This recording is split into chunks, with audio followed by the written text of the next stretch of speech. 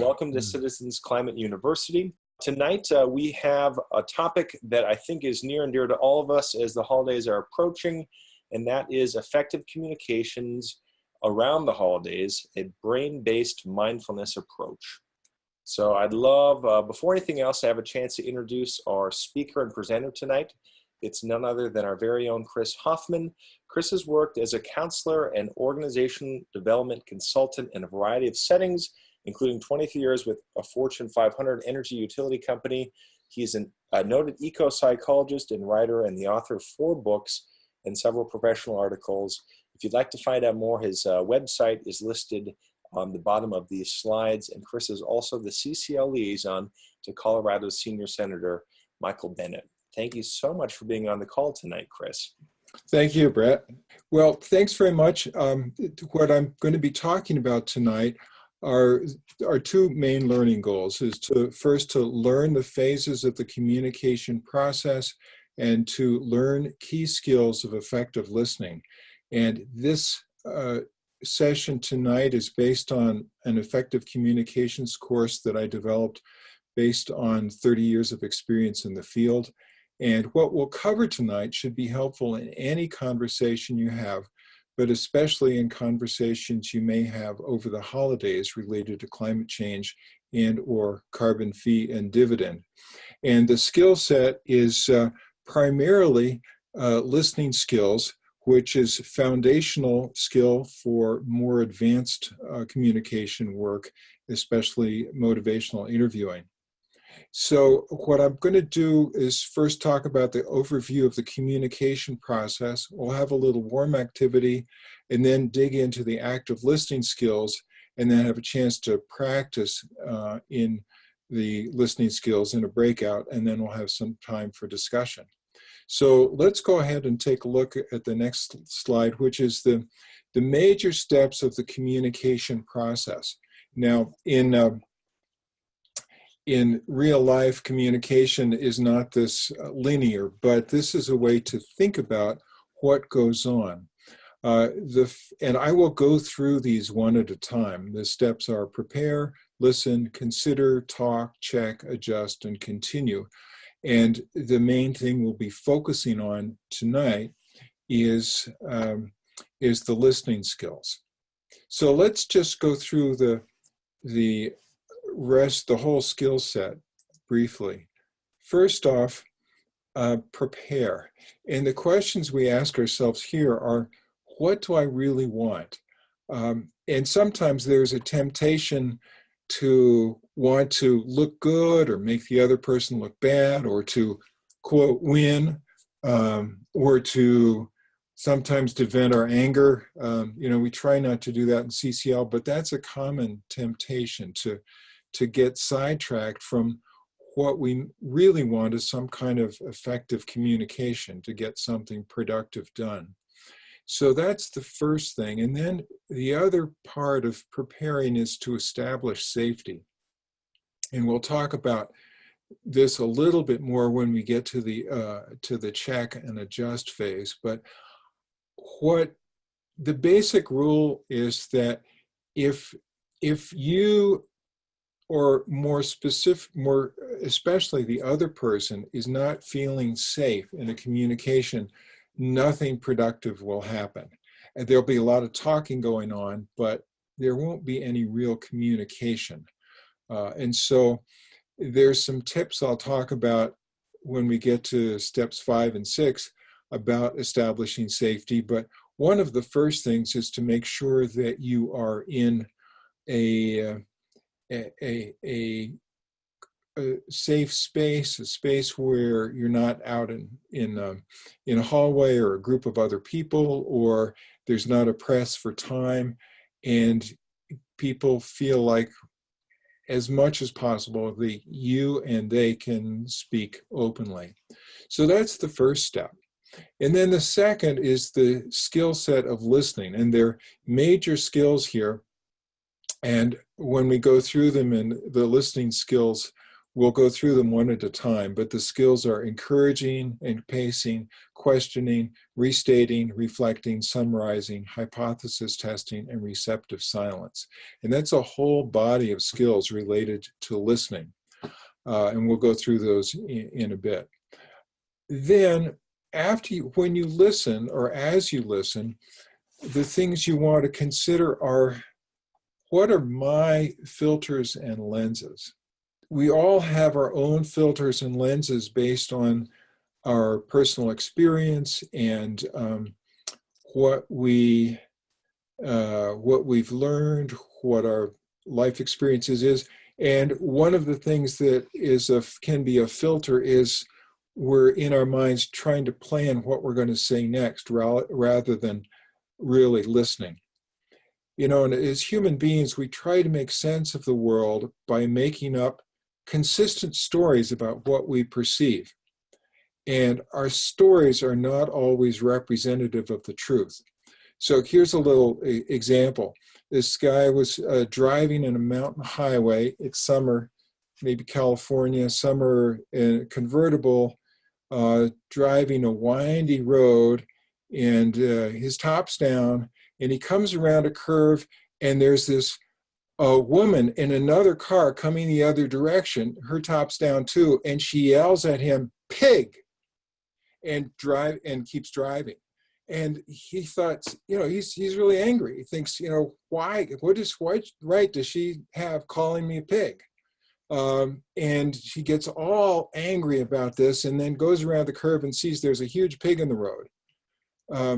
So how we make sense of the world really depends on our presuppositions and our mindsets. And so it really helps to always understand that what we're hearing depends partly on what sense we're making up about the situation, or what stories we're making up. And oftentimes there are alternative stories. It could be she was calling the man a pig. It could be that there was a pig in the road. And there are lots of other examples I can give, but I think you get the idea. And then when you've considered this, then you try to make your best sense of what the other person is thinking and how the other person makes sense of the world. So considering that, then you consider, how best can I phrase what I have to say? And then we're on to the next next part, which is when you talk, the mnemonic is think first. Facts are a great place to start, and sometimes what seems to be a communication problem is just two different incomplete sets of facts. And the next part is I statements. And I statements mean that you speak firsthand from your own experience. For example, I feel, or I need. Your feelings are always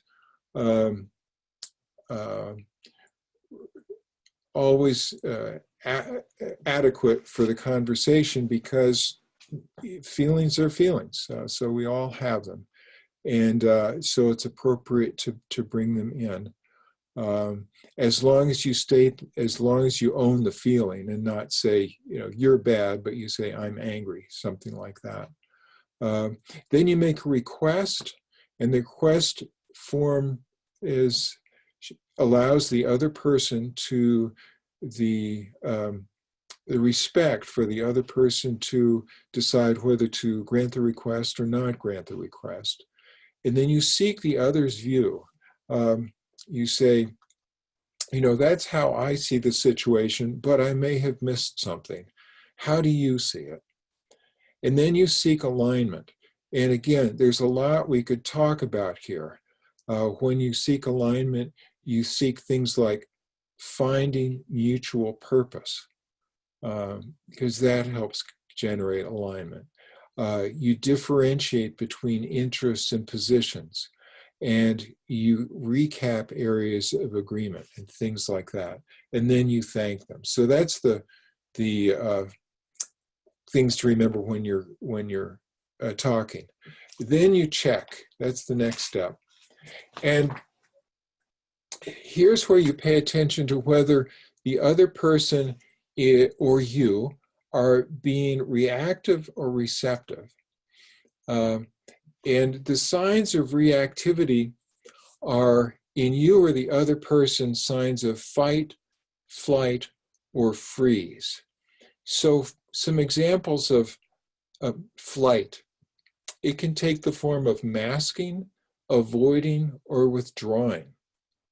So masking, I'm really fine, when you know they're not, but they're putting a mask on that I'm really fine. Or avoiding. You bring something up and they say, nice weather we're having. Or withdrawing. They say, oops, look at the time, I've got a meeting. So that's examples of flight. Freezing is just silence or passivity or placating, like, oh yes, that's right, you're right, I'm sure you're right. And fight is more assertive when you see that from you or the other person. Again, it can be seen as controlling, labeling, or attacking. Controlling is something like, it's obvious the best thing to do is X. And the other person says that. They're really trying to control the situation. Or labeling, something like, oh, that's just what those tree huggers usually say, putting a label on somebody.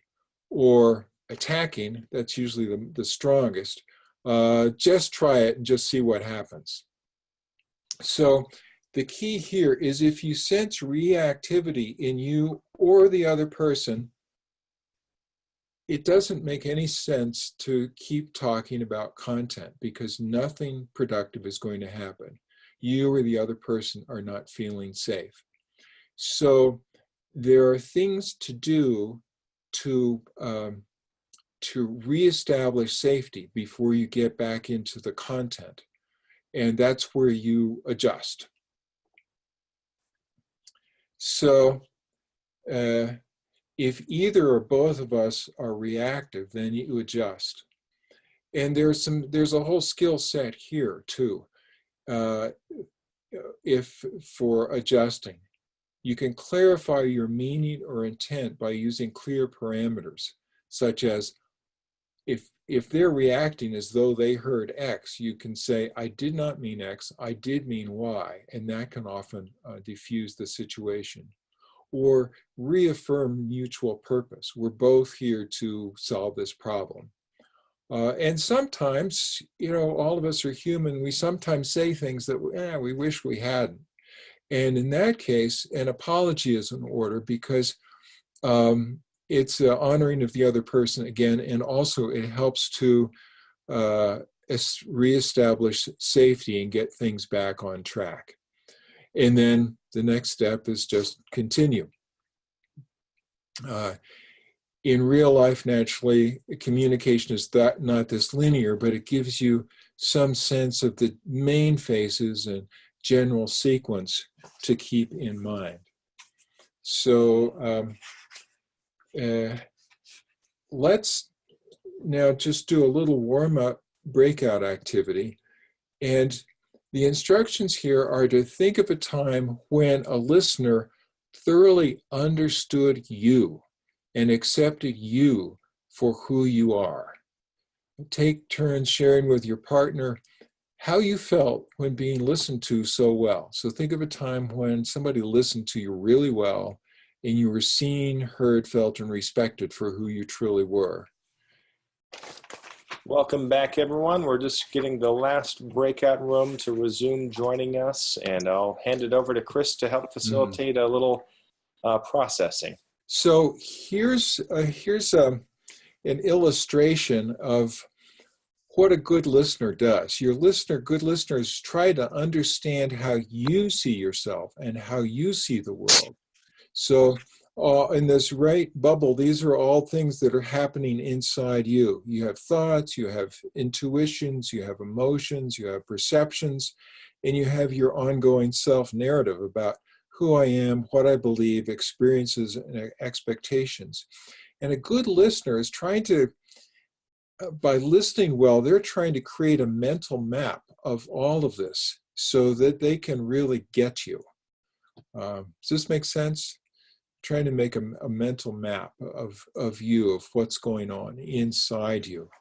And there are some specific skills that go with helping them create this mental map. I guess we're ready for the next slide.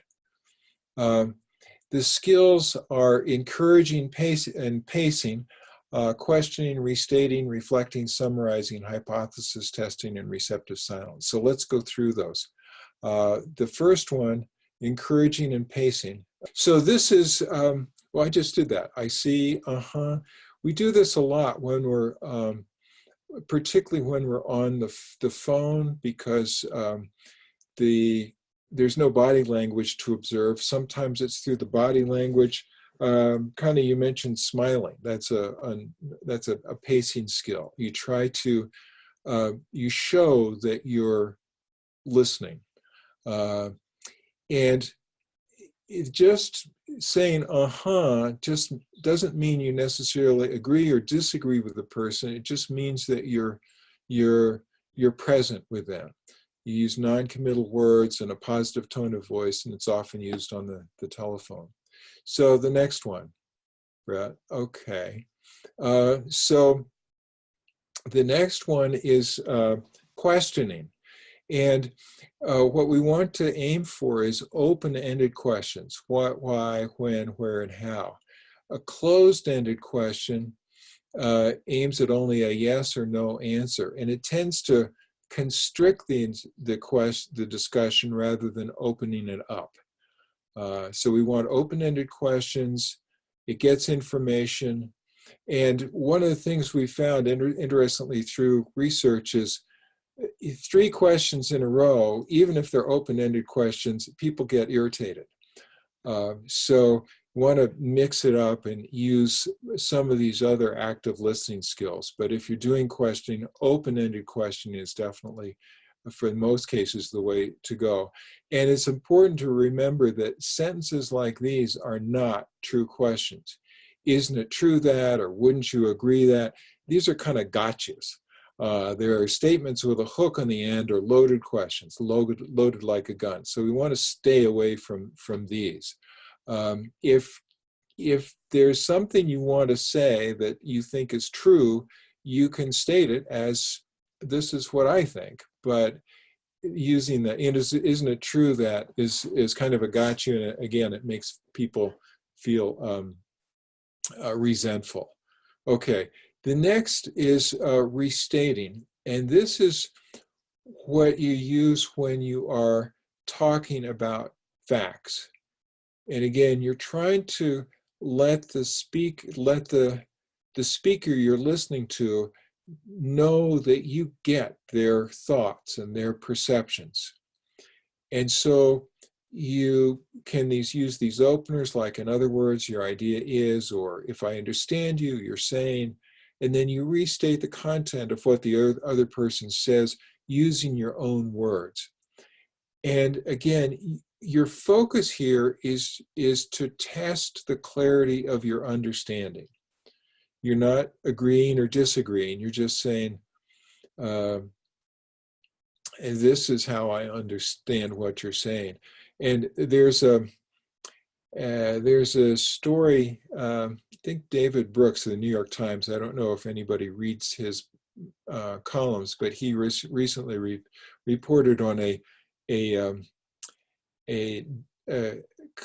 dialogue group that got together, and the one rule was that before you could respond, you had to restate the speaker's point in words that in a way that the speaker would say, yes, I agree. That's how that's what I'm trying to say. And it turned out to be a very rich and productive conversation group, because people really had to listen well. And restating facts is especially useful to clarify thoughts or perceptions. Let's go into the next one. Feelings This is where you need to listen with what's called the third ear. Listen for what the other person is feeling, and reflect that back to them. It lets the other person, you understand how they feel, their emotions.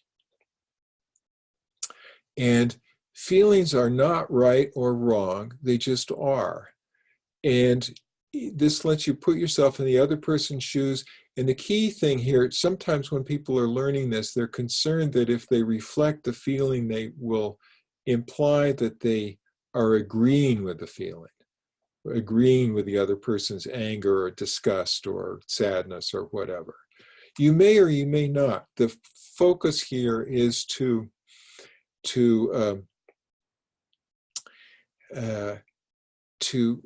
understand and express how the other person is feeling in words that make sense to them. Okay, let's go on. The next is summarizing. This is a great way to keep the conversation moving. It helps you and the other person pull key ideas and facts and feelings together. And sometimes you may have been in meetings or situations where you hear the other person, and inside yourself you're thinking, they said that 5 minutes ago, or they keep saying the same thing.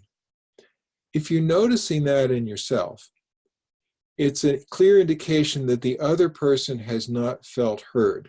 You can move, if you're in a meeting, even if you're not leading the meeting, you can move the meeting along by summarizing, gosh, Jeff, it sounds like you're really upset about this, and the facts of the situation as you see it are A, B, and C, and you're really upset, and you'd like to do something about it.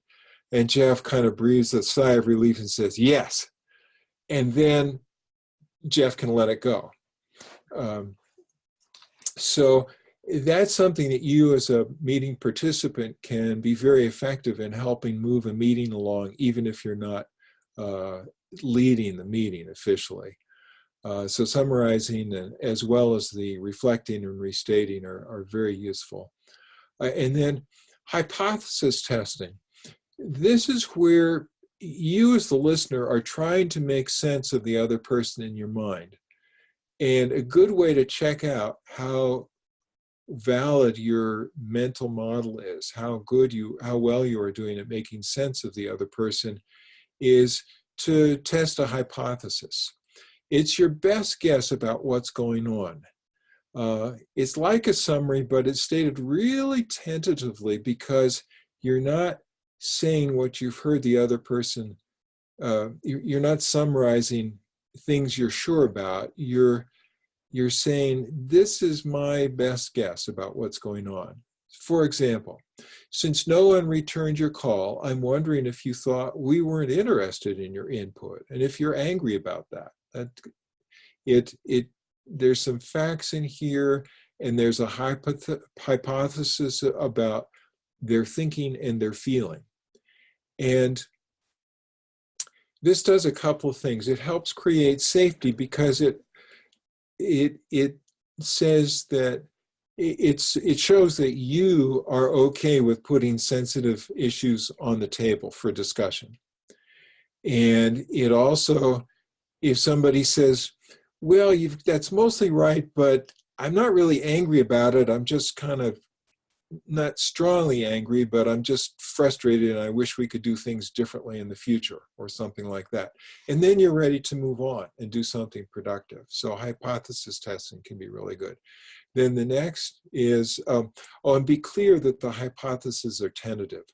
It's like, I'm wondering if, or when I hear that, the story I make up in my mind is, or try and make sense of this, I think, and is that accurate, or am I missing something? So these are all ways of suggesting that what you're saying is a hypothesis.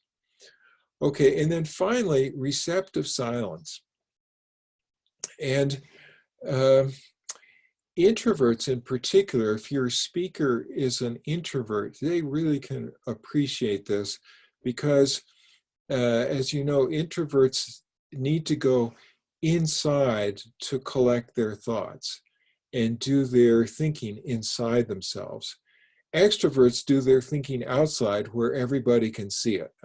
If you ask an extrovert a question, they'll put the answer together in the living room and you'll see all the dust and the pieces and you'll see the final answer. And actually by listening to them talk, you're helping them think. For an introvert, they put the answer together in the basement. So you'll ask an introvert a question and sometimes it looks like their eyes are glazed over, but mentally what they're doing is they're going down into the basement, putting their answer together, and then coming back and presenting you with their answer fully formed. So that can be very helpful when the person you're talking with is an introvert. And there have been lots of studies about where a teacher would ask questions of the class, and there a certain number of hands would always go in the air, and the teacher would call on one of those kids. But they did a coaching of the teachers to wait something like 3 more seconds before calling on the kids. And all of a sudden, the teachers discovered 5 or 10 more hands in the air. And those were the introverts who just needed a little extra time to go down into the basement and put their answers together. So receptive silence can be very helpful. And it allows you time to think. And it can draw out details and nuances. So those are the main skills. Let's move on to, so let's do a listening breakout, and we have a good amount of time for this. So we're going to be in triads, in threes. And the speaker is your role is to talk about something you care deeply about. It could be climate, it could be knitting, it could be fishing, it could be bowling, it could be your grandkids or your kids, whatever, skiing, anything, but something you care deeply about. And if you really want to challenge yourself, you could take on the persona of a conservative, and talk about your view of climate change. But that's up to you. So that's the speaker's role. The listener's role is to use these active listening skills to draw out the speaker. And then the observer is to take note of the listening skills used by the listener. But before pivoting anywhere else, we wanted to make sure that you knew about where to find Chris and my contact information. Chris is just hoopandtree@aol.com. And mine is just Brett@citizensclimate.org. If you have any thoughts or questions afterwards, the best way to go and find it, though, if you're interested after tonight, is just clicking on the connect button in community and then scrolling down to the action team directory link, and you can find effective communication right there. But at this point, tomorrow we'll make sure the lesson is recorded and posted online in our communications lesson. Feel free to share it at that point with your family and friends. We'll have it be online with social media.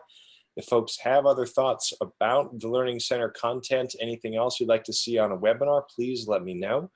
But at this point tonight, I know the last thing that Chris wanted to do was just pivot to thanking all of you for your time and availability to be on this webinar. And a huge thank you, Chris, for your leadership in walking us through this essential checklist of skills and really kind of being able to take inventory as we're about to engage in what will be some powerful conversations this holiday season. Great.